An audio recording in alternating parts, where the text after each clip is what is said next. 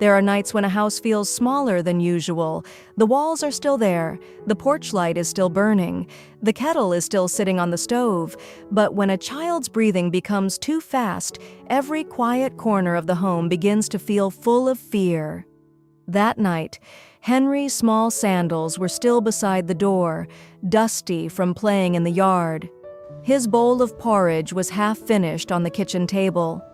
Tu Na had thought it would be an ordinary evening, but then Henry's forehead grew hot, and Alex, the one person she wanted beside her most, was already being called away by a shipment problem that could not wait. That was the night Tu Na learned something every family should learn before fear comes knocking. A home does not become safe only because one strong person is there. A home becomes safe when care has a plan and when good people know how to arrive before panic takes over. Hello everyone, I hope you're having a peaceful and beautiful day. Today we'll follow Tu Na through the night Henry's fever rose, Alex had to leave, and one family learned why love also needs a plan. And one family agreement. When something feels wrong, we act early, calmly, and together. The common mistake is thinking, Alex is strong, so we are safe. But what if Alex is on the road? What if the phone battery dies? What if the person who usually drives is away? A safer home does not depend on one person carrying everything. A safer home spreads care into small, prepared steps. That morning, Henry's fever lowered more. He was still tired, but he asked for porridge. Tu Na fed him slowly, one spoon at a time. Some spilled onto his shirt. Normally, she would wipe it quickly. That morning, she only smiled. A child asking for porridge after a long fever can feel like a blessing. Alex sat near the doorway, watching the yard. The damaged shipment still needed to be solved. Money had been lost. A buyer still needed reassurance, but inside the house, something had become clearer. They were not alone, and they were not unprepared anymore. Later that morning, when Henry had fallen asleep again, Alex stepped outside to check the gate. That was when he saw it. A premium pomelo box sitting at the doorstep. Clean, neatly placed. Not one of their ordinary boxes. Alex became still. Tu Na came to the doorway. "What is it?" Alex did not answer at once. He lifted the box carefully and brought it inside. There was no name, no buyer mark, no delivery paper, just a ribbon tied around the lid. Ba Tang, who had returned to check on Henry, saw Alex's face and became quiet. "Open it carefully," he said. Alex untied the ribbon. Inside was not fruit. Inside was a photo. Henry, playing in the yard. The photo had been taken from outside the gate. Tu Na's hand went to her mouth. The room turned cold in a way no morning should feel. For a few seconds, no one moved. Then Henry stirred in his sleep and made a small sound. That sound brought Alex back. He closed the box. Not with panic, with control.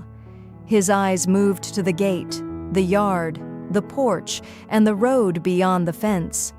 The fever night had taught them one lesson. Now the doorstep was teaching them another.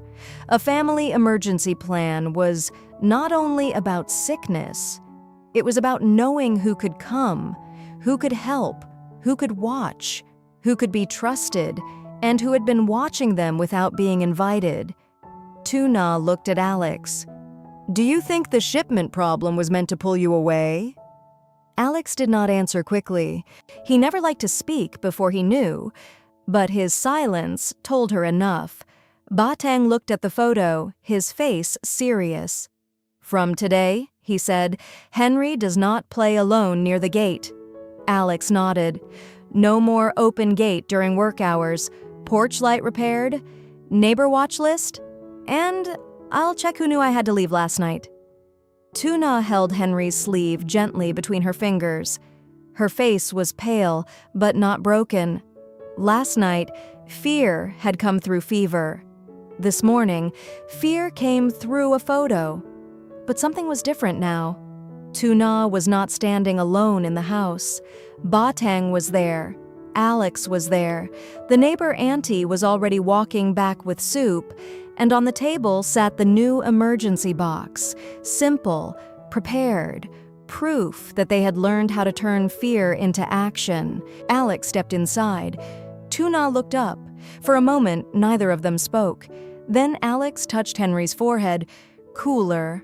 Not completely normal, but cooler. That one touch said more than any conversation could. Tu Na's eyes filled, but she smiled. "He scared me," she whispered. Alex sat beside her. "He scared me too." That was all. No long speech, no dramatic embrace, just two tired parents sitting beside a small sleeping child while dawn slowly entered through the wooden window. After Henry woke and drank a little water, Ba Tang stood. "I'll go home before my chickens complain," he said. The auntie smiled. "Your chickens complain even when you are home." The small joke made the room feel human again. After they left, Alex cleared the kitchen table. He took a small wooden box from the shelf, wiped the dust from it, and placed it near the door where every adult could see it. Tu Na watched him. "What are you doing?" "Emergency box," Alex said. He put the thermometer inside, then the health booklet, then the clinic number, written large on paper, then Ba Tang's number, then the neighbor's number, then a small flashlight, then a clean towel in a plastic bag, then a note. "Do not guess medicine. Follow doctor guidance. Call clinic if unsure." Tu Na stood beside him and added a pen.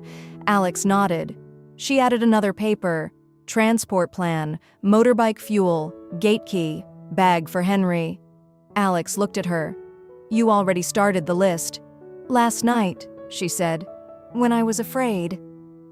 Alex closed the box gently.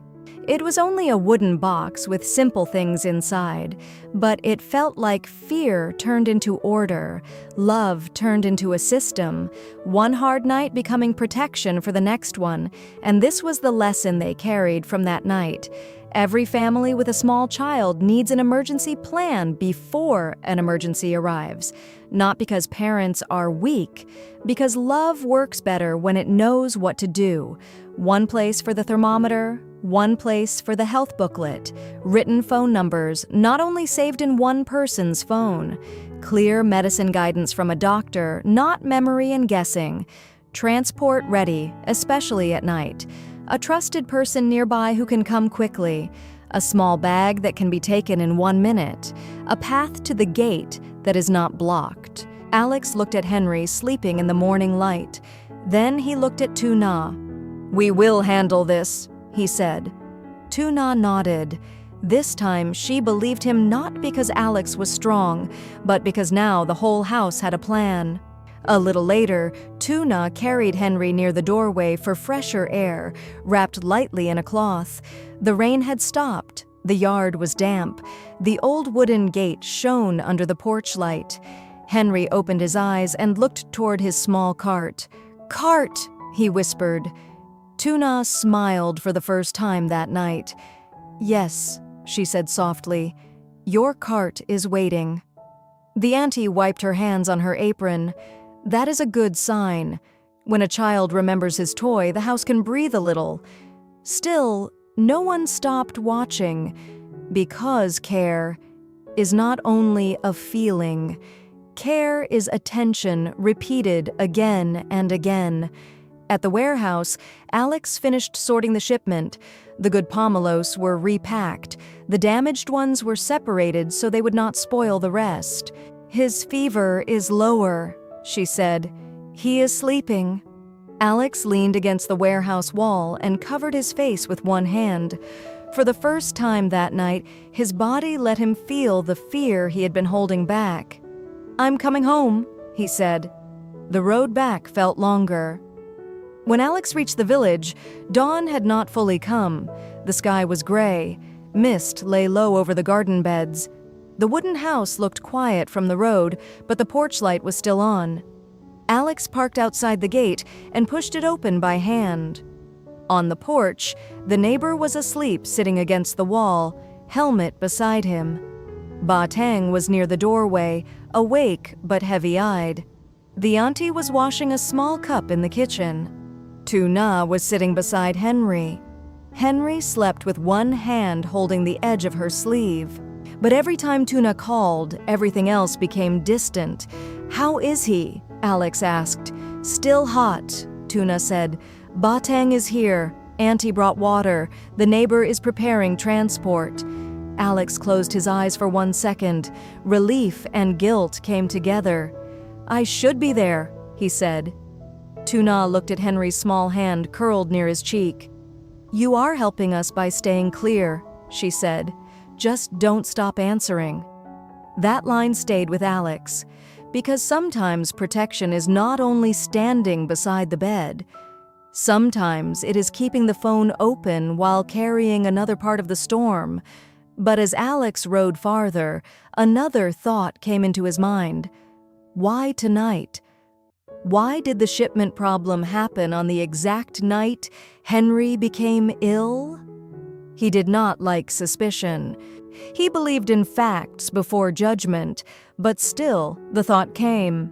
Was it only bad luck, or had someone known he would have to leave home? The road was dark. The motorbike light cut through dust and mist. Alex gripped the handlebar tighter.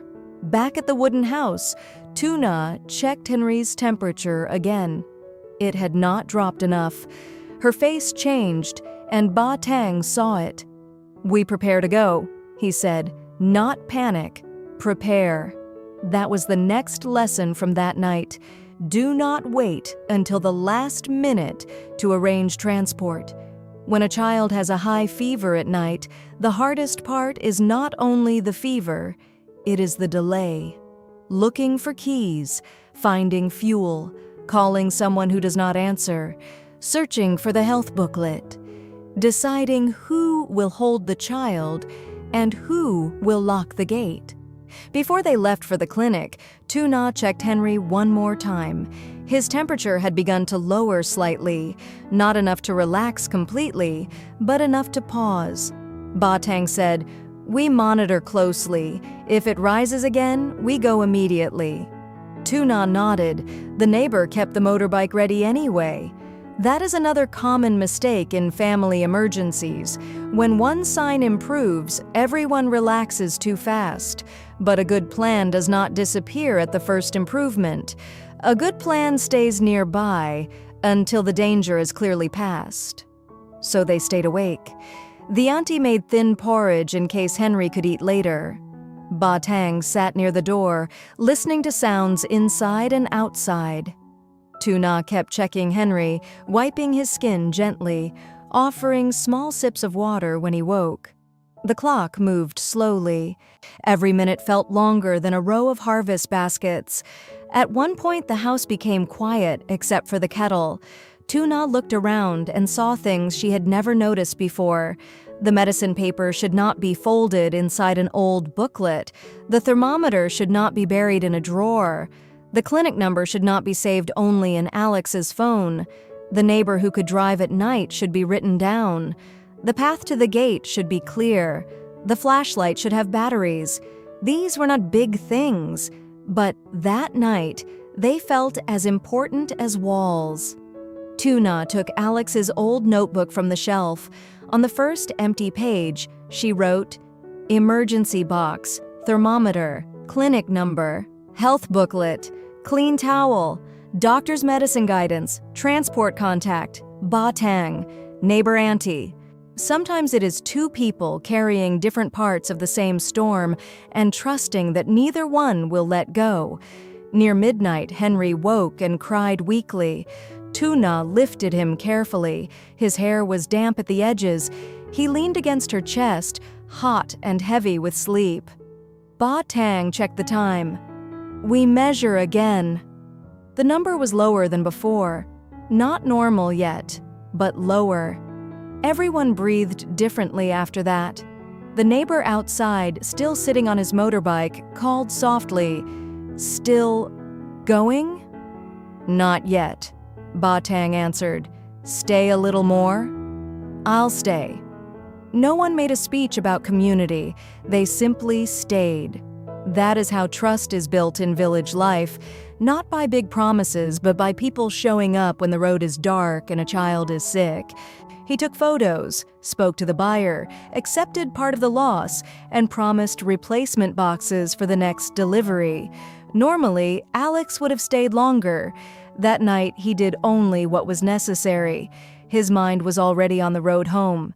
Before leaving, he noticed one premium pomelo gift box near the corner.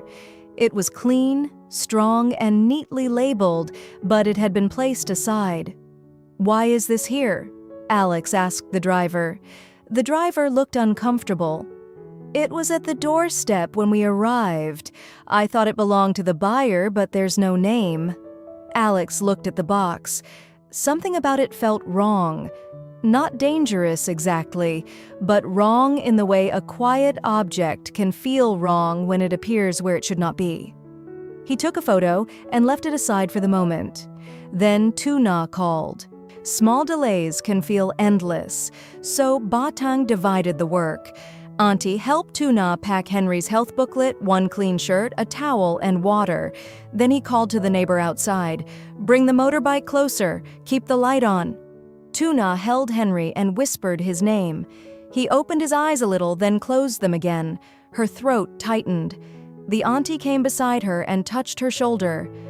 "Child fever looks frightening at night," she said, "but you are doing the right things. We are here." Tu Na did not cry. She wanted to, but she did not. There are moments when a mother does not have the luxury to collapse. Her fear becomes a pair of hands. Her worry becomes a checklist. Her love becomes warm water, a towel, a phone call, a packed bag, motorbike fuel.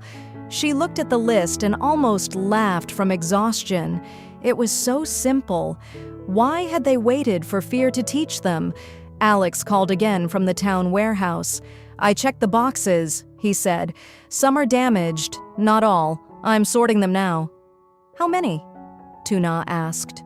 "Enough to hurt," Alex said, "but not enough to break us." Then he asked, "Henry?" "A little lower," she said. "Still watching." Alex was silent for a moment. "Thank you," he said. "For what?" "For not freezing." Tu Na looked at Henry. "I almost did," she admitted. "But you didn't." The line became quiet between them. In that quiet, both of them understood something. Marriage and a hard life is not always two people standing in the same place. It is two problems arriving together: a sick child, a business emergency, a dark road, a house that suddenly feels too quiet. Alex called Ba Tang before he left. "Henry has a fever," he said. "I have to check the shipment. Can you come stay near Tu Na?" Ba Tang did not ask many questions. "I'm coming," he said. Sometimes the most comforting sentence in the world is not long. It is just, "I'm coming." Alex put on his jacket. Tu Na followed him to the porch. Henry was lying inside, his face flushed, one small hand outside the blanket. Alex looked back through the doorway. Tu Na saw the conflict in him. He wanted to stay. She knew it. But she also knew the shipment problem could not be ignored. Their family lived from work that had to be protected piece by piece. "I can manage," Tu Na said. He did not crowd Henry. He stood back first and watched. Good help does not make the situation louder. Good help makes the room steadier. He asked simple questions. When did it start? Did he eat? Did he vomit? Has he had fever like this before? Tu Na answered slowly at first, then more clearly. The neighbor auntie placed the water near the kitchen and cleaned a cup without being asked. Small actions, quiet actions, the kind that keep a family from falling apart. Ba Tang looked at the thermometer. "We check again after a little while," he said. "If it goes higher, we take him to the clinic." Alex said the same. Tu Na whispered. Ba Tang nodded. "Then we follow the plan." Those words mattered. We follow the plan.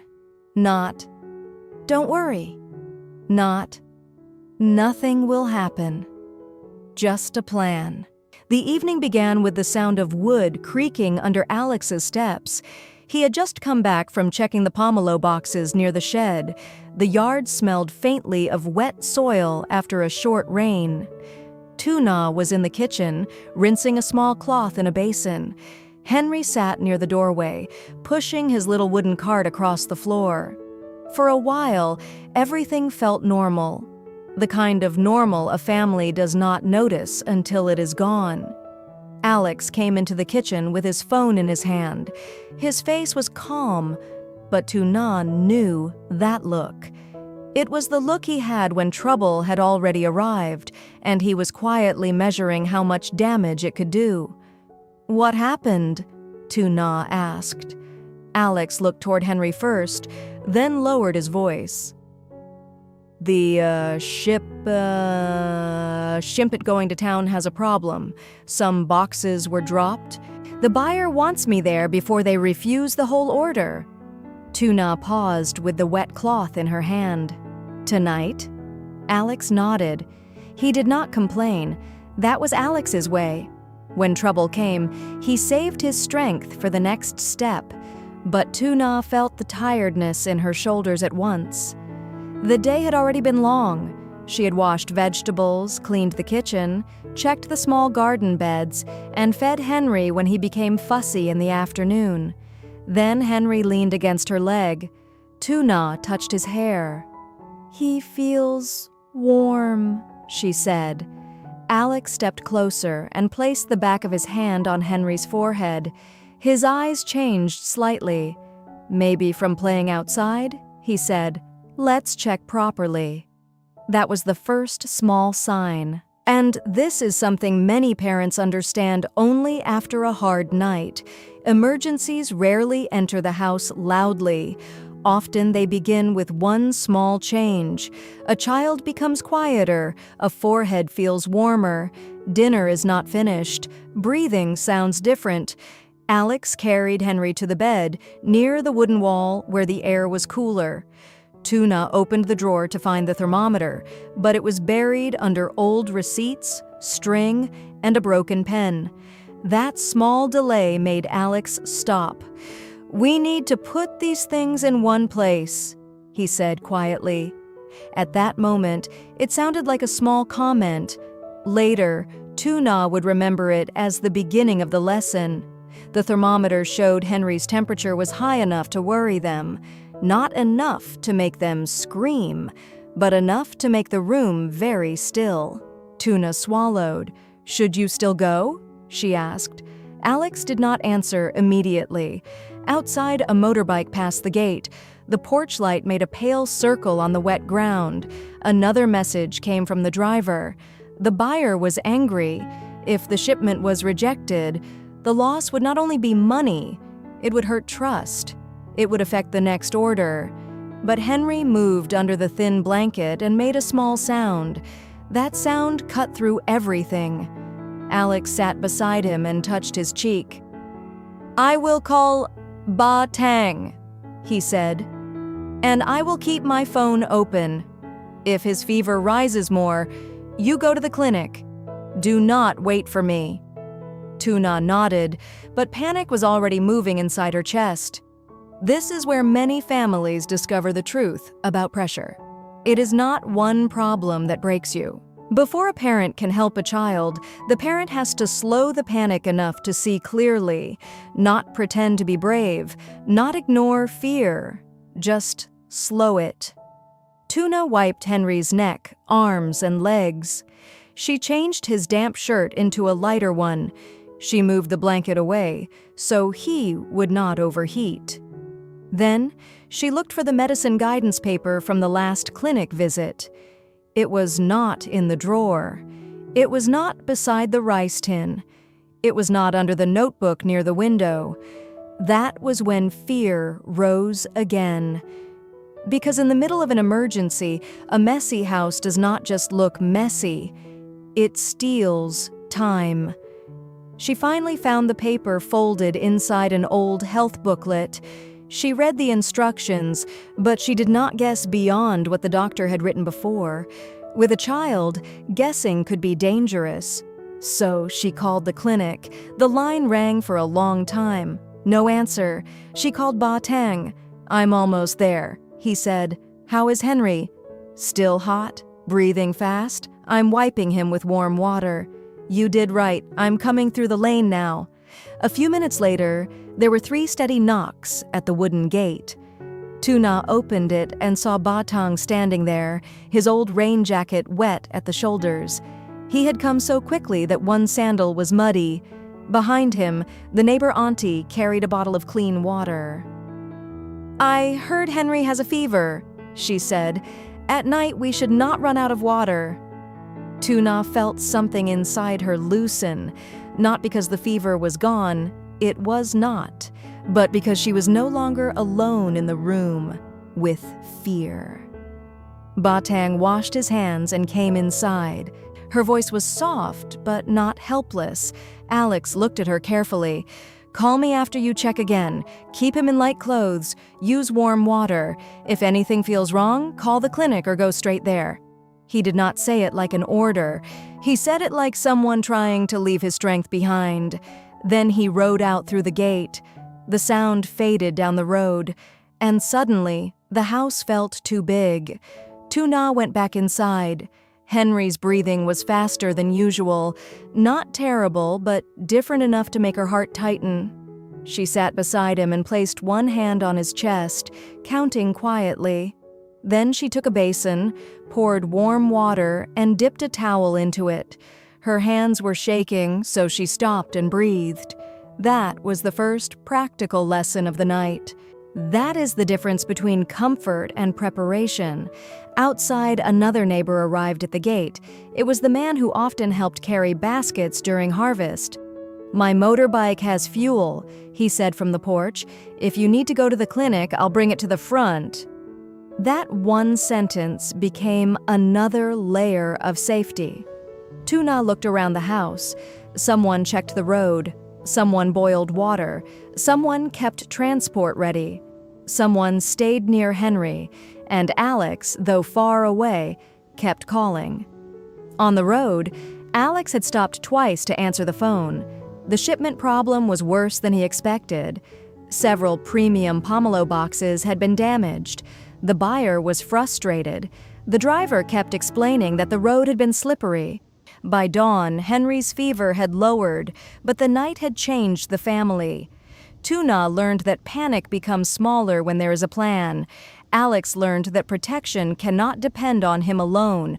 Batong and the neighbors showed that a safe home is not only built with wood, locks, and strong hands, but with people who answer when called.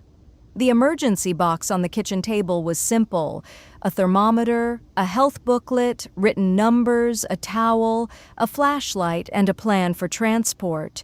But to Tu Na, it felt like peace made visible.